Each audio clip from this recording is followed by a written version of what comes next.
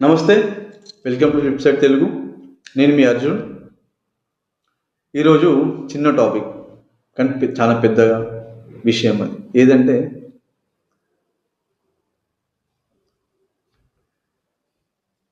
అడ్డగోలు రాతలొద్దు, కేసుల్లో చిక్కొద్దు. మనకు తెలుసు సజ్జనార్ సార్, సిపి సజ్జనార్ గారు చాలా మంచి పోలీస్ ఆఫీసర్. సో వారి డైరెక్షన్లో పోలీస్ వ్యవస్థ కూడా ముందుకు పోతుంది. హైదరాబాద్ సిపి చాలా వర్క్స్ కూడా చేశారు వాళ్ళు.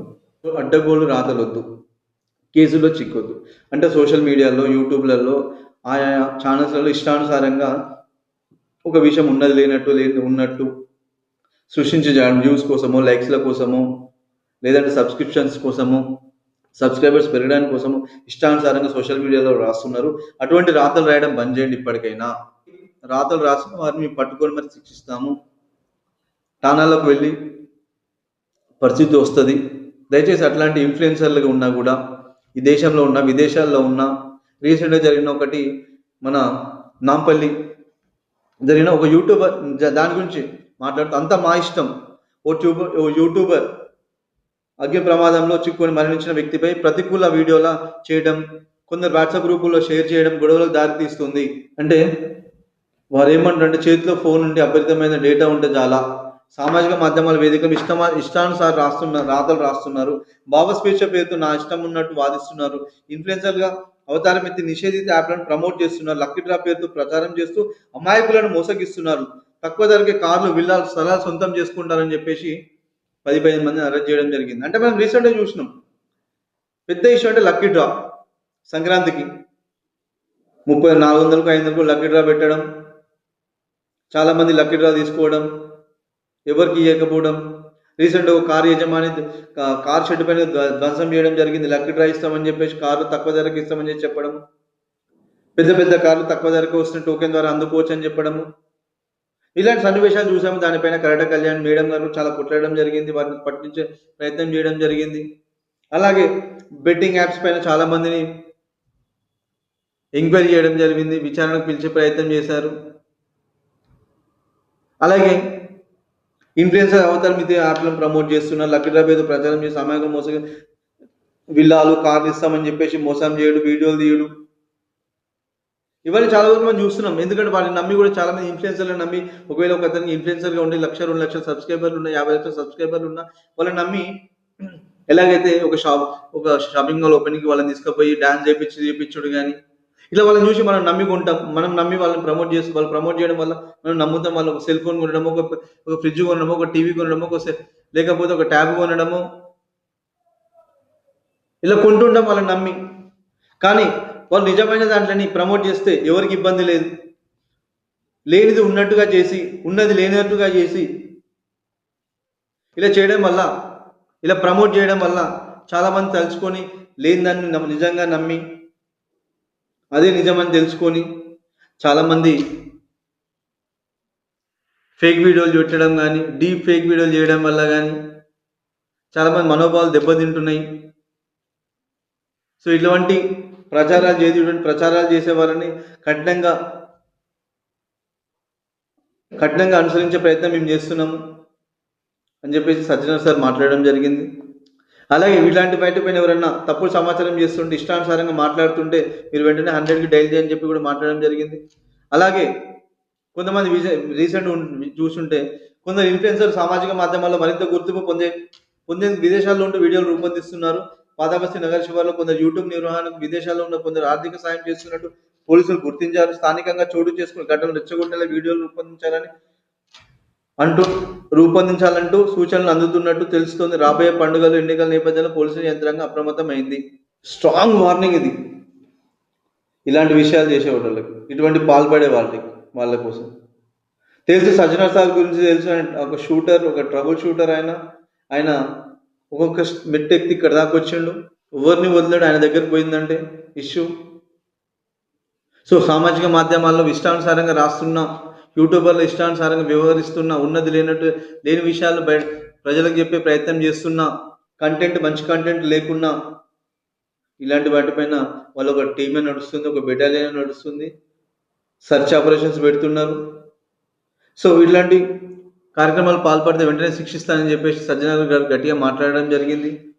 అలాగే ఇష్టానుసారంగా రీల్స్ చేసి పెట్టడం కానీ, కత్తులతో తుపాకులతో చేయడం కానీ, ఇలాంటి వాటిని కూడా చేస్తే ఇబ్బంది పడతారు, కేసుల్లో చిక్కుకుంటారని చెప్పేసి వారు వార్నింగ్ ఇవ్వడం జరుగుతుంది స్పీడ్గా. సో మనం కూడా డబ్బు సంపాదనలు ఇష్టానుసారంగా ఇన్ఫ్లుయెన్సర్లుగా మారిపోయి ఇష్టానుసారంగా ఇష్టం వచ్చినట్టు మనం వీడియోలు ఆడియోలు బయటికి పెట్టి రికార్డింగ్స్ బయట పెట్టి రీల్స్ చేసి పెడితే సామాజిక మాధ్యమంలో చాలా ఇబ్బంది పడుతుంది. కాబట్టి చిన్నపిల్లలు ఉంటారు, కంటెంట్ చూసి పెట్టాలి, పెద్దవాళ్ళు ఉంటారు చూసి పెట్టాలి, ఇబ్బందికరంగా పెట్టాలి, భాష నీట్గా ఉండాలి, ఎవరిపైన అపోహలు వేయొద్దు, ఇష్టానుసారంగా తిట్టొద్దు, ఇష్టానుసారంగా వ్యవహరించొద్దు, కంటెంట్ చూసి పెట్టాలి అని చెప్పేసి మాట్లాడడం కూడా జరిగింది. సో మనం ఒక యూట్యూబ్ ఛానల్ నడిపిస్తున్నాం కాబట్టి చాలామంది యూట్యూబర్స్ ఉన్నారు కాబట్టి వాళ్ళు కూడా వాళ్ళకి ప్రజలకు ఏం కావాలో అదే చూసి ఇస్తున్నారు. కాబట్టి పిల్లల్ని దృష్టిలో పెట్టుకొని పిల్లలకు సంబంధించిన పెద్దవాళ్ళ దృష్టిలో పెద్దలకు సంబంధించిన రాజకీయం కానీ, వ్యాపారవేత్త కానీ, భక్తి టీవీ కానీ, ఇలా వివిధ రకాలైన వాటిపైన వాళ్ళు మంచిగానే ప్రచురిస్తున్నారు. కానీ కొన్ని ఛానల్స్ ఉన్నాయంట, అవి ఇష్టానుసారంగా బిహేవ్ చేస్తున్నారు. సో వాటిపైన దృష్టి సాగిస్తున్నాం. ఇప్పటికైనా బంద్ చేయండి. ఇన్ఫ్లుయెన్సర్లు అయినా సరే, లేకపోతే యాప్స్కి ప్రమోట్ చేస్తున్నా సరే, వాళ్ళు ఇప్పటికైనా బంద్ చేసి మంచి పనులకు మిమ్మల్ని మీరు యూజ్ చేసుకోండి. మీ డేటాని కానీ, మీ ఫోన్ని కానీ ఇలా చెత్త కంటెంట్ పెట్టి ఎవరిని విసిగించొద్దు, ఎవరిని ఇబ్బంది పెట్టొద్దు అని చెప్పేసి వాళ్ళు సార్ గారు వార్నింగ్ ఇవ్వడం జరిగింది. సో మనం కూడా తెలిసింది ఎవరిని మనసు నొప్పించకుండా, ఎవరికి అన్యాయం చేయకుండా, తప్పులు కాకుండా, ధర్మంగా, న్యాయంగా మంచి వీడియోలు చేసి వాళ్ళని ఆకట్టుకునే విధంగా, మనం సబ్స్క్రైబ్ చేసుకునే విధంగా, మనపై కామెంట్ చేసే విధంగా, మనం లైక్ కొట్టే విధంగా ఇలాంటి వీడియోలు ఇంకొన్ని రావాలి. ఫన్నీ వీడియోస్ అయితేనేమి, ఒక ప్రాంక్ వీడియోస్ అయితేనేమి, లేకపోతే ఒక మంచి వ్యక్తిని పరిచయం చేస్తూ కానీ, ఇలా పాడ్కాస్ట్ ఇలా చాలా వచ్చినాయి. ఒక న్యూస్ ఛానల్ ఒక చిన్న స్థాయి వ్యక్తిని పెద్దగా చూపించి, ఎందుకంటే చాలామంది రీల్స్ చేసుకుంటూ వన్ నైట్ స్టార్గా ఎదగాలని చాలామంది చూస్తున్నారు. వాటి వల్ల కొంతమంది ఉద్యోగాలు కూడా రీసెంట్గా పోయినాయి. వాళ్ళు బాధపడడం కూడా మనం చూసాము. ఎందుకంటే ఇన్స్టా రీల్స్ కూడా టిక్టాక్ పోయిన తర్వాత ఇన్స్టా విపరీతంగా పెరిగిపోతుంది. అందులో కూడా ఇష్టానుసారంగా అబ్బాయిలు కానీ, అమ్మాయిలు కానీ, చిన్నపిల్లలు కానీ, పెద్దవాళ్ళు కానీ ఇష్టానుసారంగా కంటెంట్ పెడుతున్నారు. ప్రాంక్ వీడియోస్ అయితే ఓకే, కానీ భార్యాభర్తలను ఉద్దేశించి మాట్లాడడం, లేకపోతే భర్తకు ఇష్టం లేకుండా భార్యలు బయటకు వచ్చి కొన్ని వీడియోస్ చేసిన వాళ్ళు ఇబ్బంది పడడం. సో మన ఫ్యామిలీస్ మనకి ఇబ్బంది పడకుండా ఎటువంటివి చేసినా అందరికీ ఇష్టమే, అందరూ చూస్తారు, అందరూ అంగీకరిస్తారు, ఎవరి మనసు నొప్పించకుండా. ఎందుకంటే సోషల్ మీడియా వచ్చిన తర్వాత చాలామంది ఎదుగుతున్నారు.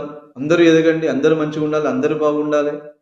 కాకపోతే ఇతరుల మనసులు నొప్పించేటట్టు మనం చేసుకుని మన ఇప్పుడు చూస్తాం. ఒక గవర్నమెంట్ టీచర్ అంట, నిన్న రీసెంట్గా చూశాను.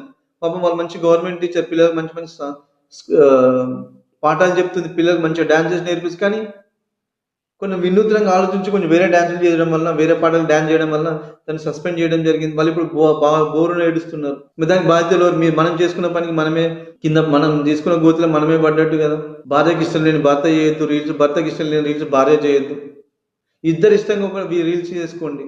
బాయ్స్ మీకు ఇష్టానుసారంగా రీల్స్ చేసుకోండి. అట్లే కానీ స్పీడ్గా పోతున్న బండి మీద చేయడము, కార్లో చేయడము, చెట్టు ఎక్కుతున్నట్టు చేయడము, కొండలు ఎక్కుతున్నట్టు చేయడం, డీప్ ఫేక్ వీడియోస్ చేసి సోషల్ మీడియాలో పెట్టడం, ఇవన్నీ ఇబ్బంది కదా. మనం కూడా సోషల్ మీడియా యూజ్ చేస్తున్నాం కదా.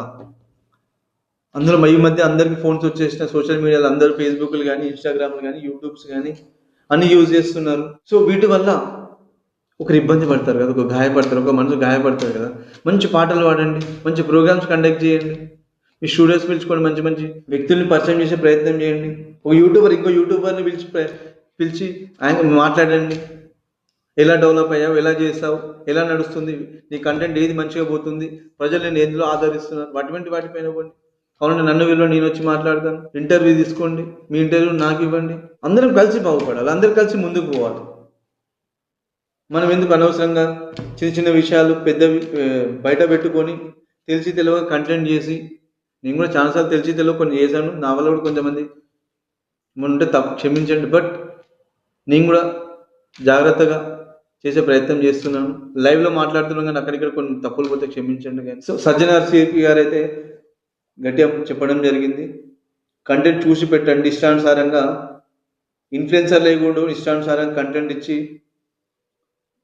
ప్రభుత్వానికి, పోలీసు వాళ్ళకి, లేకపోతే డిపార్ట్మెంట్ వాళ్ళకి ఆపోజిట్గా ఉన్నాయి అట్లాంటివి పెట్టొద్దని చెప్పేసి వాళ్ళైతే సీరియస్గా మాట్లాడడం జరిగింది. నమస్తే, ధన్యవాదాలు.